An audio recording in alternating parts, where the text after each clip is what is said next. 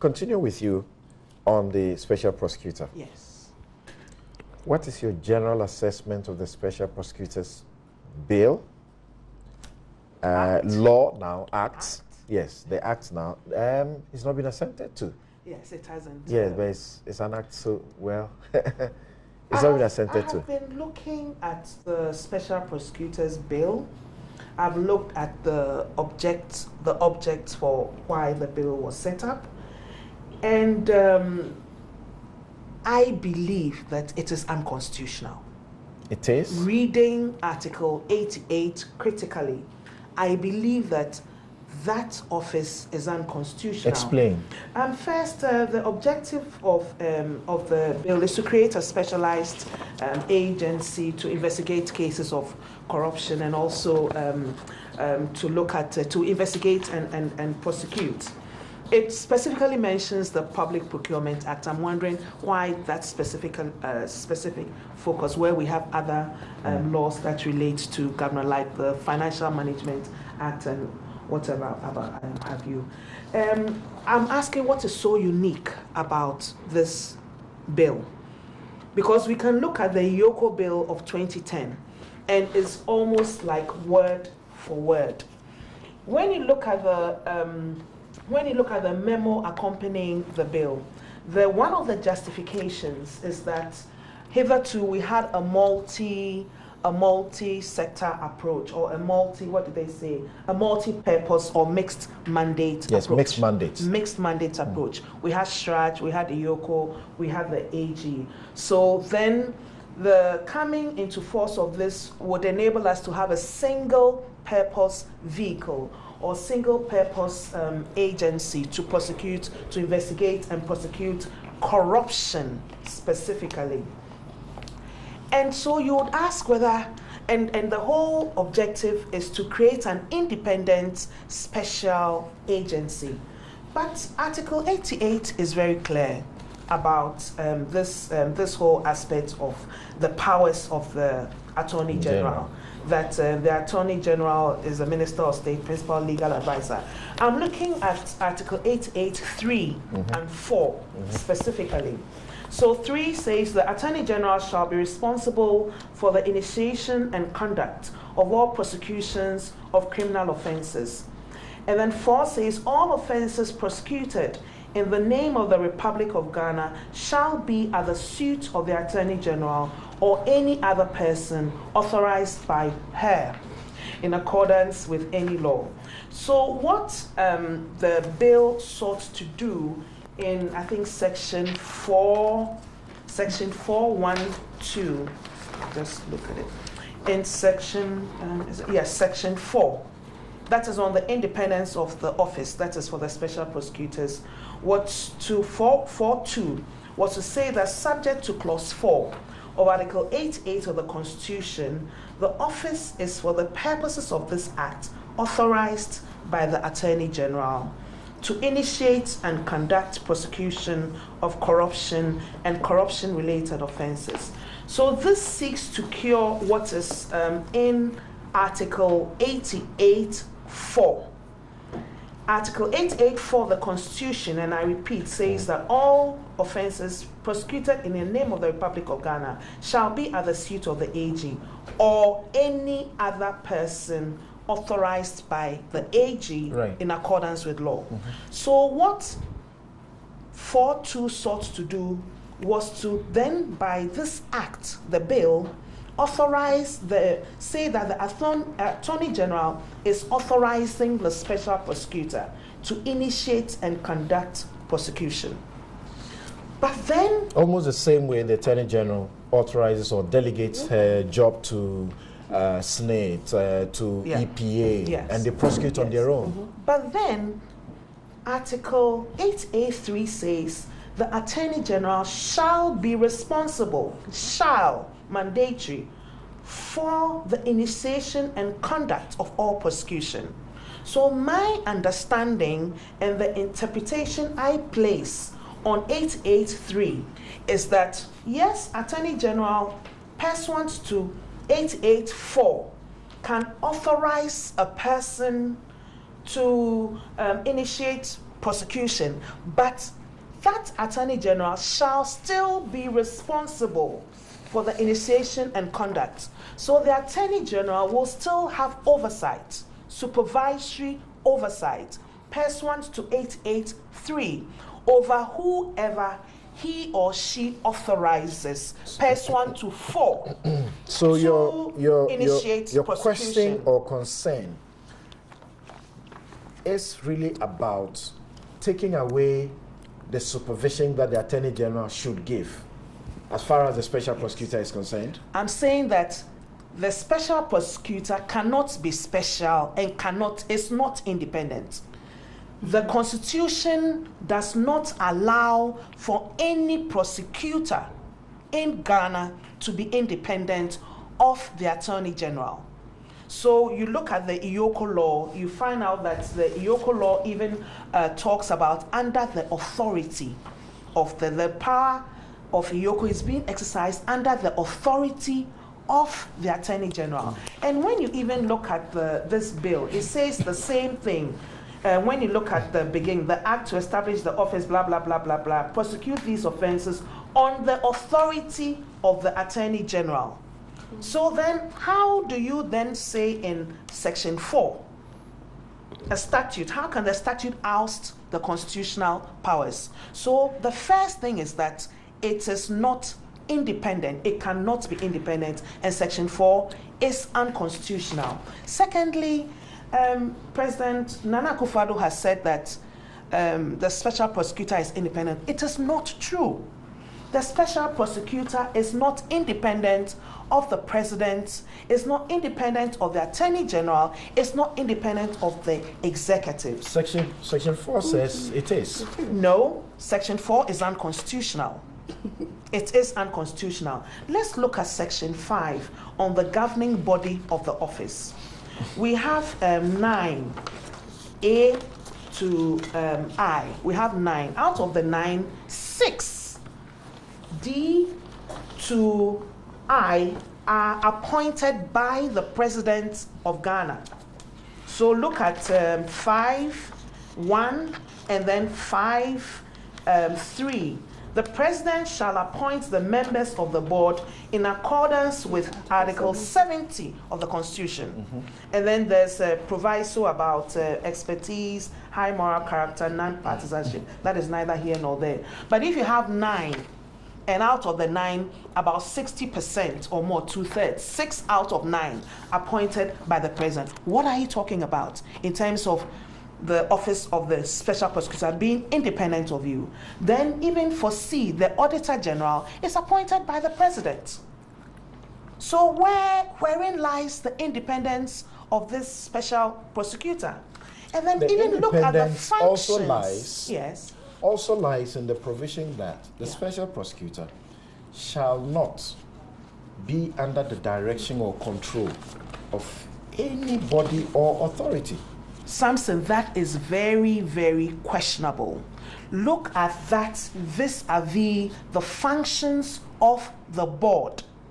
Look at that vis-a-vis. I looked at that. Look at that vis-a-vis the functions of the board, and you'd find out that it's not. It doesn't really jive, because when you look at just let me look at the functions. Look at the functions of the Special Prosecutor. 13.1.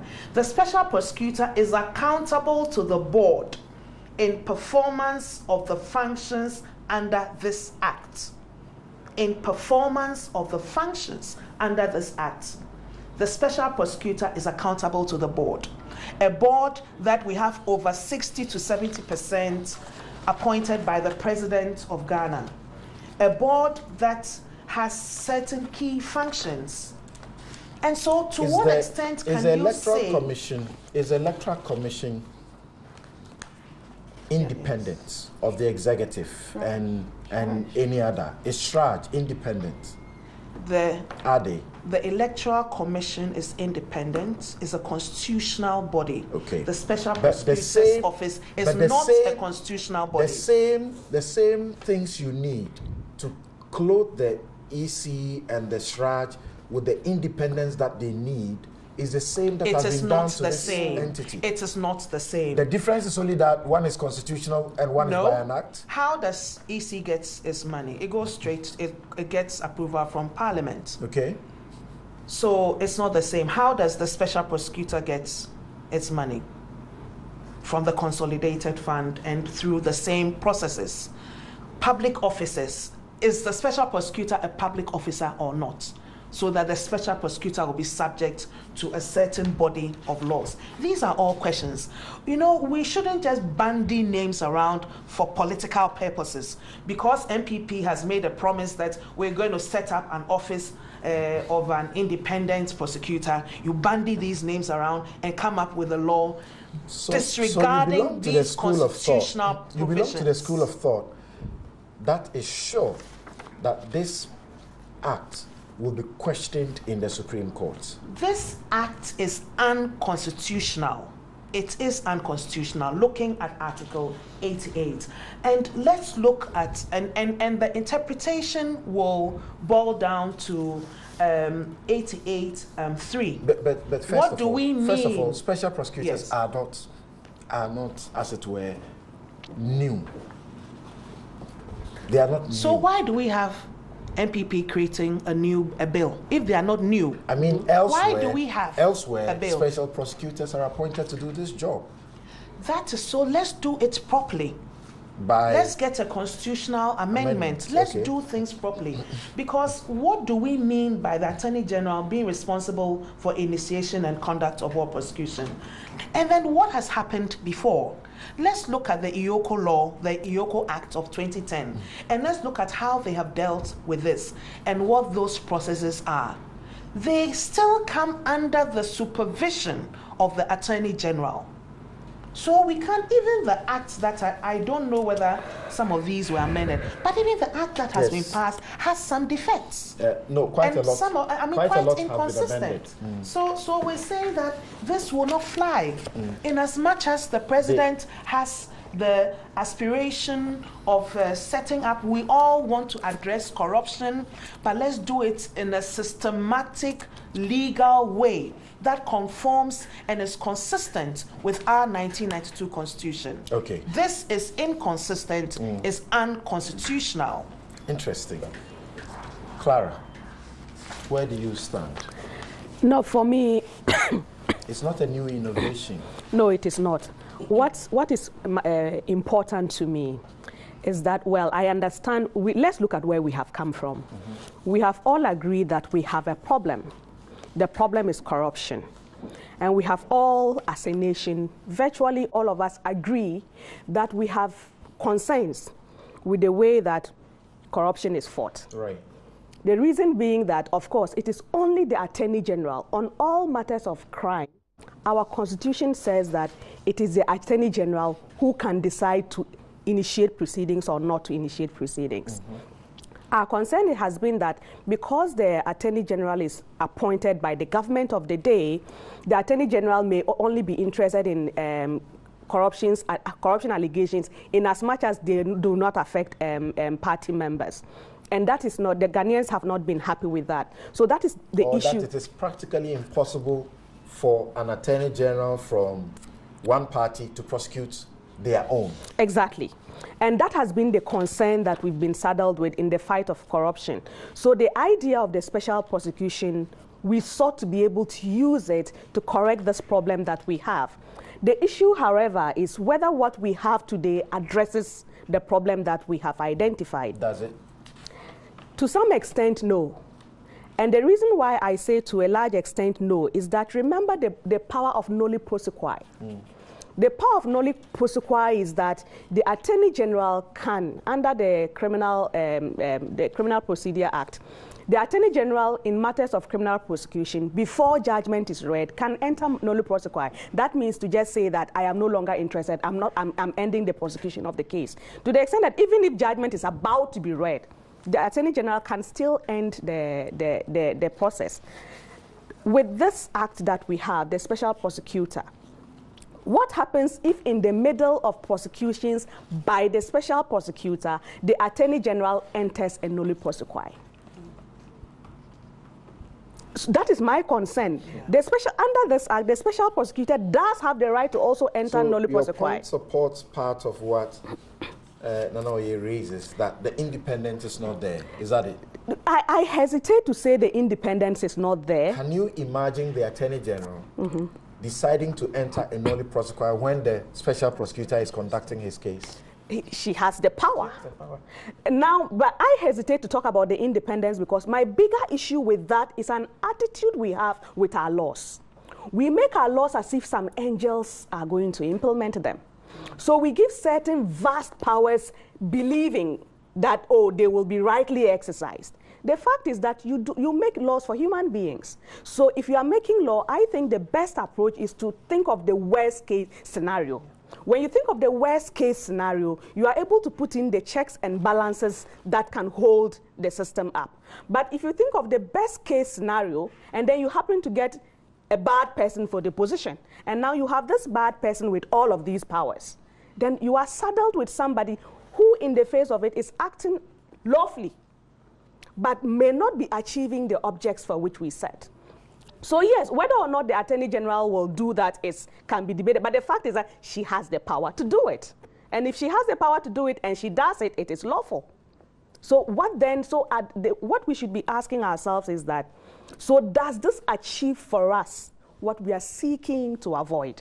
If you are giving the powers of a court of appeal judge, yes, and the terms that they enjoy, yes, and you, the individual, decide that you do your things under political influence, yes, then you yourself, you sort of like, sorry, but like Pastor Ventos will say. No, but this is not... You're an insult to yourself. No, but this is not about the special prosecutor not doing their job. You have been giving power that the president who appointed you cannot remove you. No, so but the issue I'm raising is not about him. It means you can deal with him. So if you now have to, look back and see, if I do this, what will the president say? If I do this, what will the party people say?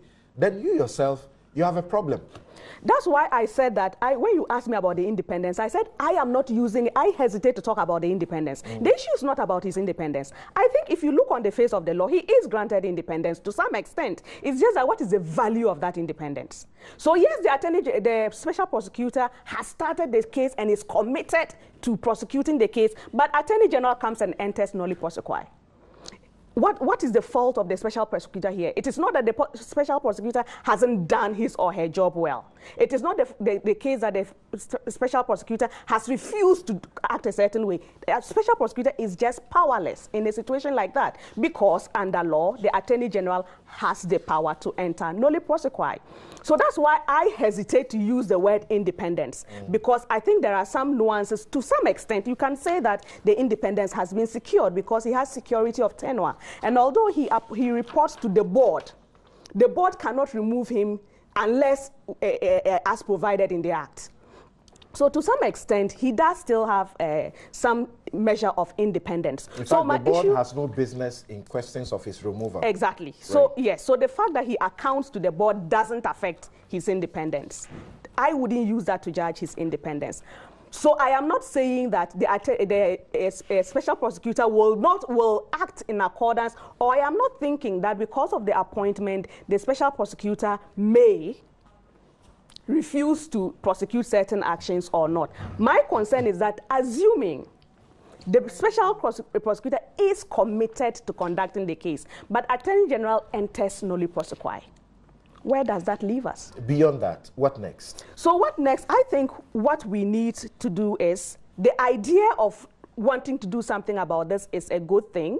As a nation, of course, I always say we grow. We grow our democracy by testing the law. So people can sue. I'm sure when this happens, people can sue. My other concern is actually, even if you look at the remit of the actions, because that is going to bring another issue about, in terms of the kinds of prosecutions that he can do. Remember that the Corrupt Act, he can go after have to qualify a certain threshold. Exactly. There is a certain standard, a test that those thresholds must meet before he can act, which then means that anytime he goes to court, whoever he's suing is entitled to raise a preliminary issue on whether or not the case he or she is being accused of missed the threshold in the first place. And for me, that comes back to my general position with the way we couch our laws, not just this one.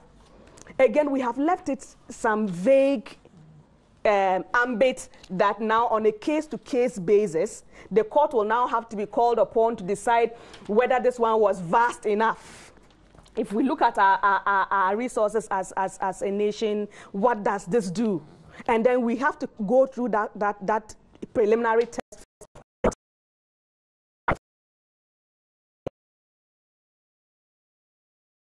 That threshold.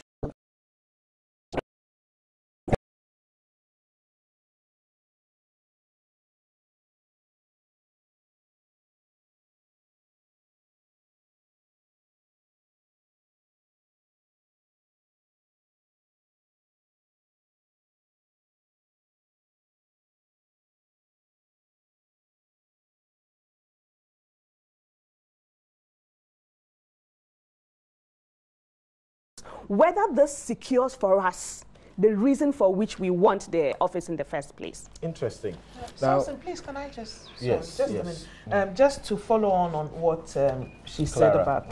Clara said about the vagueness of what is prosecutable, for want of a better word, and look at section 3(4). And so it talks about that the office shall not investigate unless it's a commission of an offense in respect of a vast quantity of assets. And it should constitute a substantial proportion of the resources of the country. So is the judge going to look at the percentage of GDP or what? Because there's nothing in the definition section to define what a substantial proportion of the resources of Ghana is. Threaten the political stability of the country. So the offense should threaten the political stability and threaten sustainable development of the country. How vague.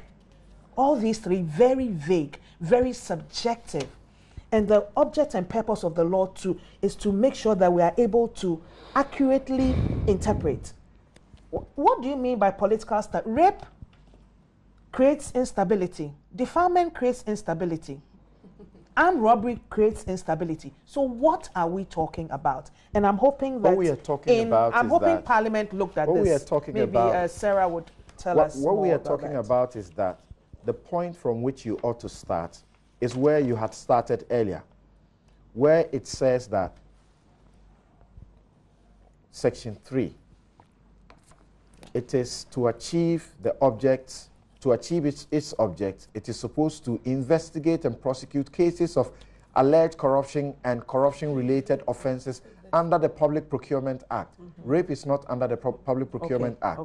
Investigate allegations of corruption and corruption-related offenses under the Criminal Offences Act. There you may say rape is under the Criminal Offences Act. All that, I just use that as an example that how do we define political stability? Threatening threats of political... Now, it will differ let's hear from the Member of Parliament. Let's hear from the Member of Parliament who is also... We are okay. Yes. Then you can be corrupt. And you can go home with your corrupt proceeds as long as... you don't fall under this bill is actually discriminating. So corruption that they say is so serious. Maybe there is something we are unaware of. In the Special Prosecutor's Bill. The President said that this constitutes concrete action, which is the only way we can win the fight against corruption. Yes. These are his words. Words can no longer defeat the canker of corruption. Concrete actions must. Rightly so, Samson. I think the President was on point on that, and I believe that everybody here would agree that indeed corruption is eating us up as a country, and the earlier we take pragmatic steps to deal with the issue of corruption, the better for all of us. I think we're all on the same page on that one. That's right.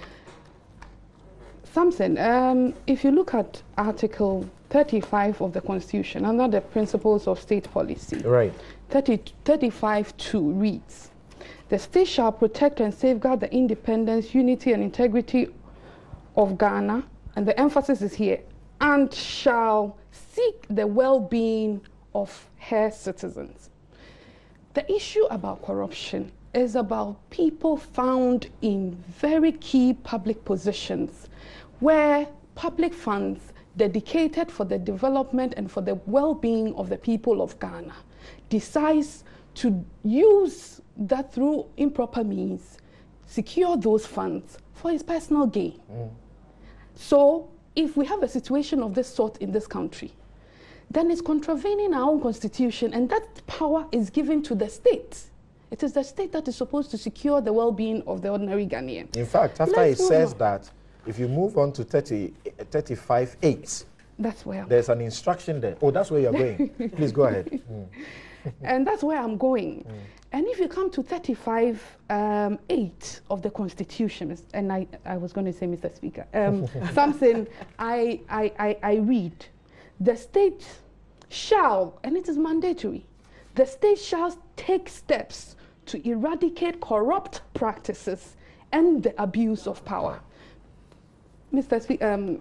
Samson, if you're used to that, don't worry. I'm sorry. And if I get 1 minute of enjoying Mr. Speaker reference, I'll take it. If the states for which we all belong to, of which the head is the President, His Excellency the President, and we have a system where laws emanate from the executive, and in fulfillment of this power and authority and mandate given to it under the Constitution, to take the necessary step to eradicate corrupt practices, has introduced the Office of the Special Prosecutor Bill, which is going to be an act when it's assented to very soon.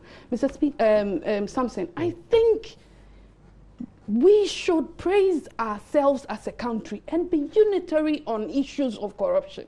Corruption has no color, and it goes to affect the people of Ghana when it comes to the distribution of wealth, so that there will be equitable distribution of wealth. One person doesn't sit in an office and decide that, hey, I am taking this chunk of money for myself.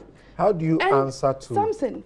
How do you answer to the concerns of unconstitutionality and the independence that actually does not exist? Something, I'm coming there. But before that, let's say something. In February 2016, presidents around the world were invited by the then Prime Minister of the United Kingdom, Cameroon. Right. And His Excellency, the President, the former President, John Dramani Mahama, was at that forum. And at that forum, as part of the declaration by the heads of state that were available, they were to go back and set up the proper legal frameworks to fight corruption. And they went to the extent of saying that even with the registration of companies, they should go behind the veil and lift the corporate veil and be able to pinpoint who has a stake in it, who is a public officer, and is using it to his benefit to the detriment of the people of Ghana. That was done. And President John Mahama, these were the two things that they were supposed, on the fight of corruption. He came back and they brought a bill to amend the Companies Act, which I was at the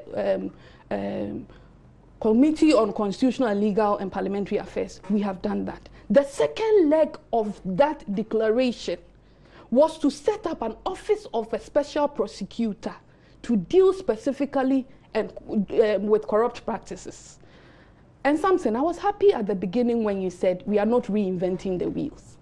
We have best practices in other jurisdictions. This has been done, and it has been done well, the same way it has been done well in Ghana. Go to the Philippines, go to Singapore, go to Canada.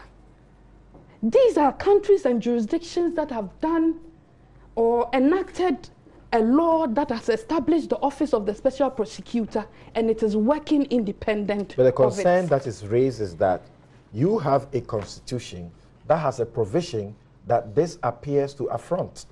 When I was listening to Nanoye, at one point I felt she was speaking for the bill because the references she made to the Constitution.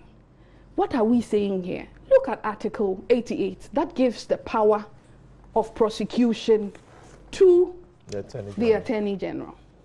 The same section that she quoted, or article, sorry, which is in Article 88.4, something, and I read, all offences prosecuted in the name of the Republic of Ghana shall be at the suit of the Attorney General, or something, the promulgated of this constitution of ours, which I respect very much and has stood the test of time till date, had it in mind that indeed that power could be delegated to somebody to take up that responsibility. And so they created that option, or any other person authorized by him in accordance with any law.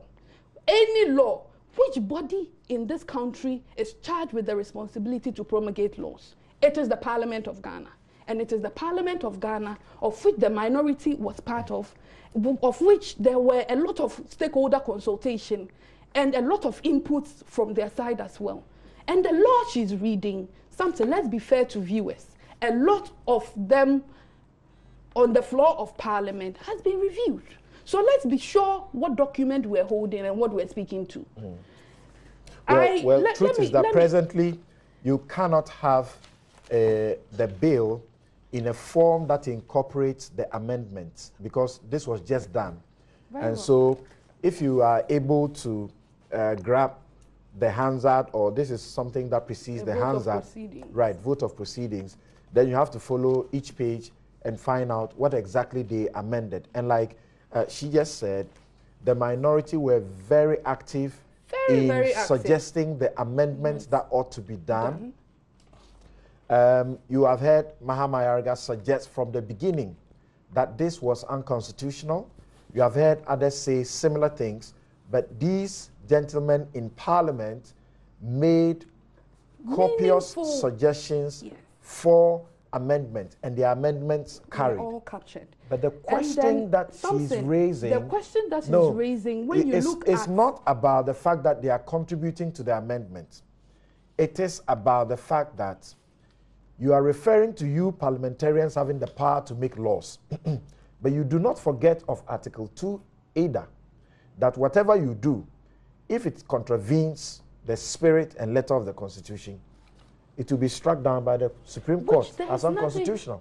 There is nothing unconstitutional about this. And that emphasis is in Article 88.4, where it makes provision that the Attorney General... 4 and 3 Nana, when together. you were talking, I had my things I wanted to contribute. But I gave you that respect so you could flow. So please accord me that. Or any other person authorized by him. And let's go to the long title of the bill. And it speaks. And it made that emphasis there. An act to establish the Office of the Special Prosecutor as a specialized agency to investigate specific cases of corruption involving public officers and politically exposed persons in the performance of their functions, as well as persons in the private sector implicated in the commission of corruption. Prosecute these offences on the authority of the Attorney General and provide for related matters. So the Special Prosecutor Bill in the long title take cognizance of the requirement in Article 88 and that window that has been opened to it in Article 88.4 that says that you are only there not as of right because you've been given that right in the Constitution. That right is the sole prerogative of the Attorney General. But we have given the Attorney General the power to delegate. If we say so, then something, you are practicing lawyer. We have the police prosecuting for criminal offenses. Would you say that they're taking the powers of the Attorney General? It is because there's been a legal arrangement for them to do so. Iyoko does it on economic crimes. Would you say that Iyoko is taking the power of the Attorney General? Because there is an act of Parliament that warrants them. Shraj does so. And Shraj's case is a bit different because then it's a constitutional body. But Shraj also undertakes certain investigations and goes on with the recommendations. Would you say that is also the power of the Attorney General? So but Shraj doesn't prosecute, so let's make that clear. Let's be clear in our mind. Nano here also made the point why we brought in the Public Procurement Act. Samson, if you go on the internet now and search, just Google amounts of monies that are lost through corruption or through procurement, you will get the figures. 60 to 80% of state resources of many developing countries that Ghana is part of, we waste our national revenue through procurement because there is something going on, some corrupt practices that is going on. And that is why now we have the e-procurement process, to take the human face out of it. But if you look at the Public Procurement Act, Act 663, in Section 92, it talks about offenses under the Act. And under such offenses, there are criminal offenses which deal with procurement. As we speak now, I have always been an advocate that one day we should have a specialized court for procurement because it's eating us up. We have to have a special way to deal with corruption in procurement. So if you're establishing a special prosecutor and giving it that ambit, where a law has already prescribed offenses, and Sankuma and Co have been on and on about the Auditor General's report and what we're doing about it. I had the privilege to sit on Public Accounts Committee for 4 years in the previous Parliament. And about 80% of the findings and recommendations of the Auditor General are procurement related and malfeasances in procurement. So why do we leave it when we know it's a problem? So that is why it talks about the Public Procurement Act. And I don't see anything wrong with it. Something. Let's be clear in our mind. Nana also raised an issue, Clara raised an issue about the noli prosequi and the fact that the Attorney General can come in at any time to do so. The Attorney General is a power.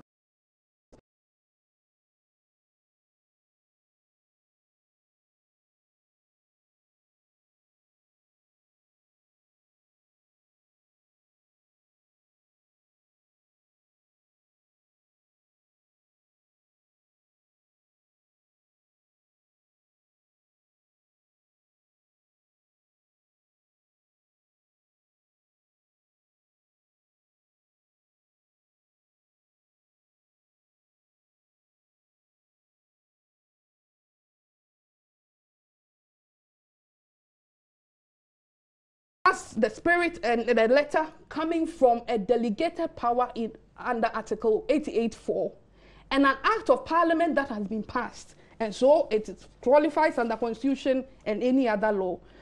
Discretionary power is vested in any person or authority. A, that discretionary power shall be deemed to imply a duty to be fair and candid. So the Attorney General has the power, but the Constitution in its in the minds of the framers of the Constitution, knowing the human nature of individuals, can say that if you give such absolute power to a person, there's a tendency for the person to misuse so. So let's restrict that person.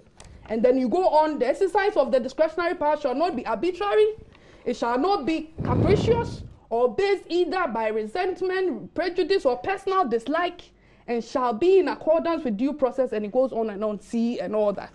So Samson, if we are starting the argument that this law has no relevance and this law cannot be seen to situate itself within the parameters of our Constitution, that is wrong.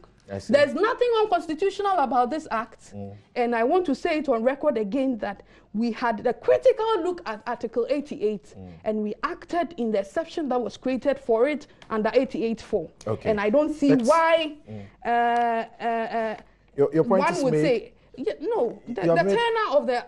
tenure of office of the special prosecutor. You mentioned it in bits. 7 non-renewable years. Yes, and the independence of the office of the special prosecutor and all that. It is all in there. This man would be nominated, or woman, would be nominated by His Excellency the President on the advice of the Attorney General.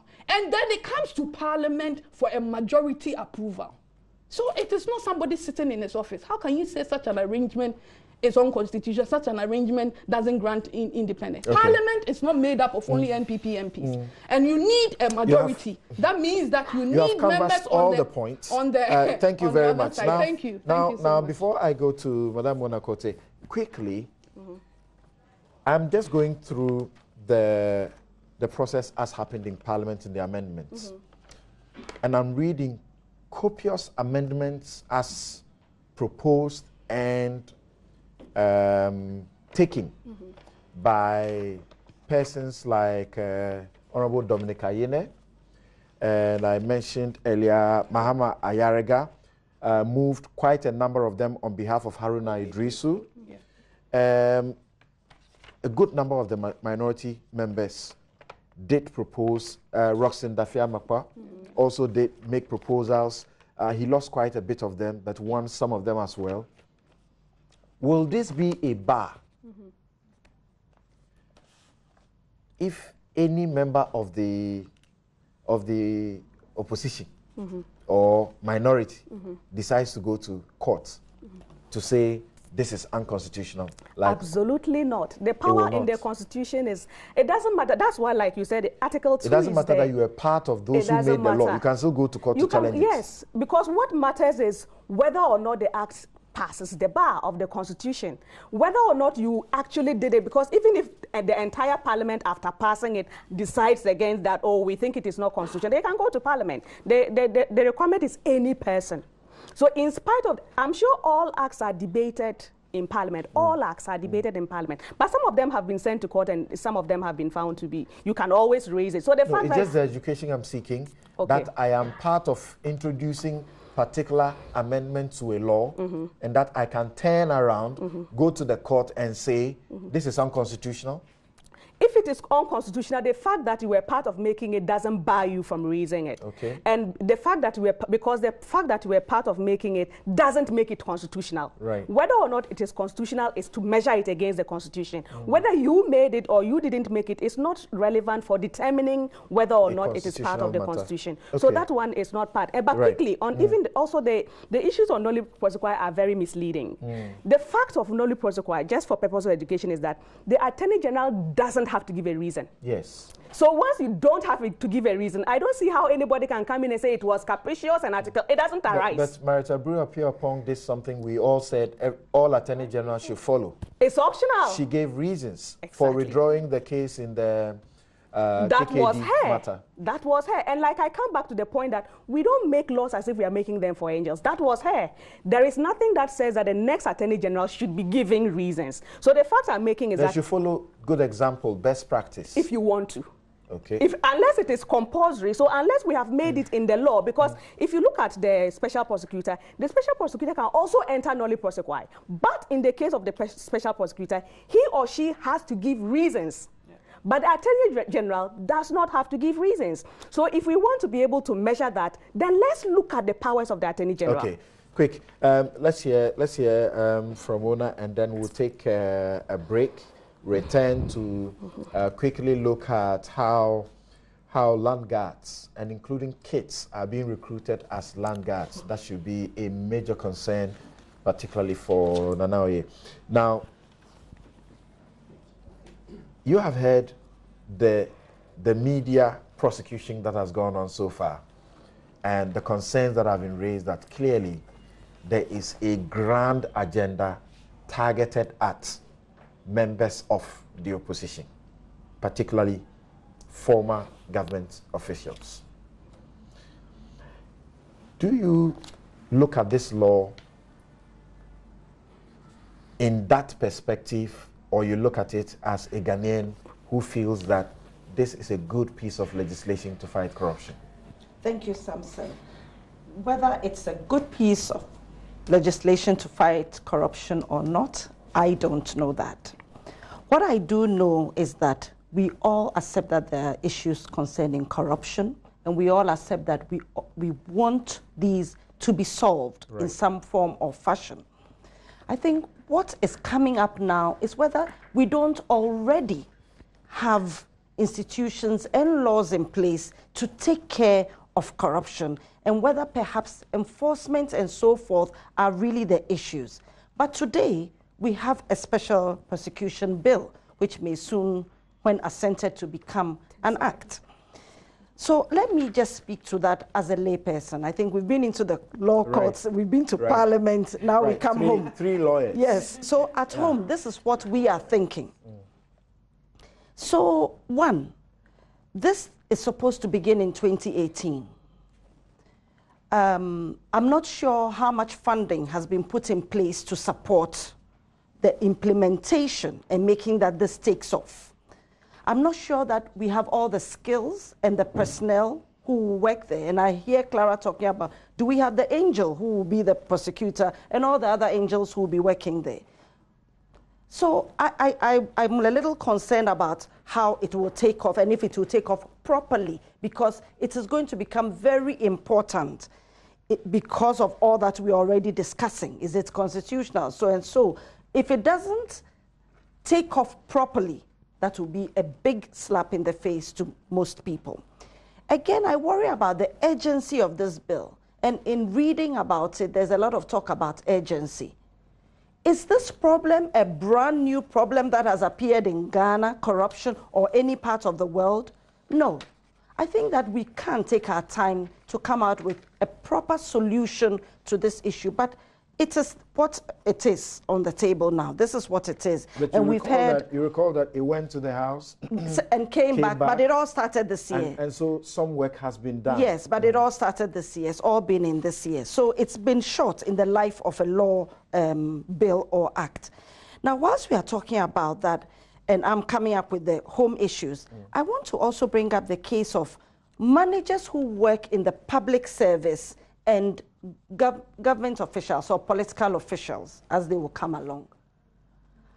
Aren't these people now going to be inhibited in some way from performing their duties because of this extra layer of law that is targeting public procurement, specifically politically exposed people, civil servants, and private sector people who do things connected with procurement and government? Isn't this going to create even more inhibition? In the first place, before sole sourcing is done and it is accepted, a lot goes into thinking through that. I'm not saying that it cannot be abused. It can. But in bringing this law, this could make more and more civil servants, public servants, even more unresponsive. Where there is some task that needs to be done, they'll say, hey, special prosecution bill, I don't want to even do it. And now we are going to have the public service do it, but I'll dragging, do it and do it well. Well, hopefully, but dragging their feet rather than getting things going on. I'm suspecting we would have an impact on productivity. I want to go to the issue of what Adjoa brought up, that in February 2016... Why should a law that seeks to punish wrong get people to drag and reduce productivity? Samson, because there are already laws that take care of some of these things, and yet we are where we are. And so these could even bring more burden. Okay. I'm just saying, it's one of the things. Of course, it can write it and make it. I mean, we have fathers in homes who are so strict, and they are strict to discipline us. But in the end, they could just cower us into doing nothing. So that's what I'm referring to. February 2016, heads of states met. Dave Cameron talked about lifting the veil. Now, these are things under financial intelligence that has been going on for a while. When I used to be at the Ministry of Finance, and I'm sure it's still going on, the FIC from the central bank, the tax policy unit, GRA, these were issues that were very strong for us because we needed to understand international flows in and out of Ghana. So this is important. But we recall that shortly after, there was the Panama Papers. Right. And Dave Cameron himself, his name came up. Some people in Ghana, name came up.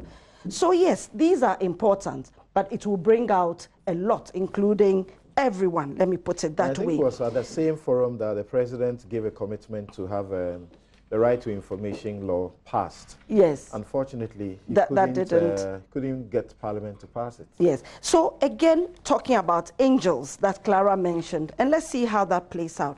Coming back home again, November 16th, the Minister of Finance, when he was reading the budget, mentioned that they would ensure that at least 75 convictions of all the cases will be referred to the special prosecutor. You've already predetermined that there will be a minimum of 75. And then again, he used the words, ready to crack the whip of justice. So your question to me about, is this, Hopefully it's not. Hopefully it's just what happened in India, in Canada, in Philippines, in Singapore. But words like that coming from a very senior minister, talking about predetermined numbers that will be judged. Do they already know how many are going to be judged even before the bill comes out? And talking about cracking whips and using that sort of language. Of course, it sends certain signals down. And I don't know that everybody in this country is an angel, as Clara said. So it's going to be interesting to see how this plays out now. And thankfully, we have a democracy where we have someone go, someone come, that it will continue to play out. I'm not saying that, therefore, this bill should. It should. We all agree that there must be something that takes care of corruption. But do we need this extra layer to do so? Okay. And how do we do it? Do we start by, even before it comes into effect, start talking about at least 75 convictions? I don't think that that's the right signals to send, because it tarnishes the beauty of the bill, if it has any at all. Thank you. Okay. Interesting. Okay, so yes, I've heard you, and I can see almost everybody wanting to make one small point. We take a quick break. When we return, I'll hear your quick points, and then we'll dovetail it into the other parts that I raised, where anti-corruption organizations are, at the president's neck for eulogizing Zoom Lion or Jospon.